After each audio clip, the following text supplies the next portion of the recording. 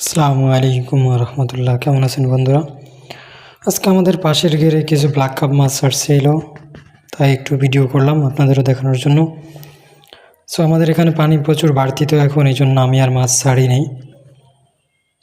প্রথম চেয়েছিলাম কিছু মাছ ছাড়বো, তো চিতল মাছও আসছিল, তো চিতল মাছের দাম বলছিলাম 30 টাকা করে পিস, তারা লাস্ট 35 টাকা করে বলছিল। এই জন্য পরে আর ছাড়া হয় নাই। আমি 10 পিস চিতল নিতে চাইছিলাম। পরে আমার এখানে সাইডে আমার চাচাতো বোনদের পুকুর আছে আমাদের ঘেরের পাশেই, তারা রাখছে 5 কেজি মাছ। এটা 550 টাকা করে কেজি রাখছে, কেজিতে আপনার 25-30টা হবে এরকম। এটা হচ্ছে ব্ল্যাক কার্প মাছ যেটা আছে ওইটা 550 টাকা করে কেজি। এখানে 5 কেজি মাছ রাখছে।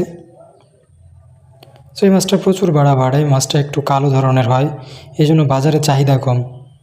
এই জন্য আমরা এটার প্রতি এতটা ইন্টারেস্ট করি নাই। মাছটা প্রচুর বাড়ে, কিন্তু বাজারে এটা একটু কম খায় বলে এই জন্য আমরা এই মাছটা ছাড়ি নাই।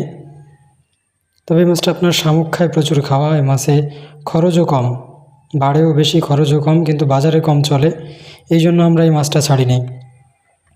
সো আপনারা চাইলে আপনারা ওই মাছ একবার ছেড়ে দেখতে পারেন। সো এবার পানি বাড়তি, তো পানিতে তলা যাচ্ছে কাঁচা, এই জন্য এবার আমরা মাছ বেশি দিব না, এমনিতেই মাছ অনেক দিছি। ইনশাল্লাহ সামনেবার চেষ্টা করব কিছু মাছ দেওয়ার।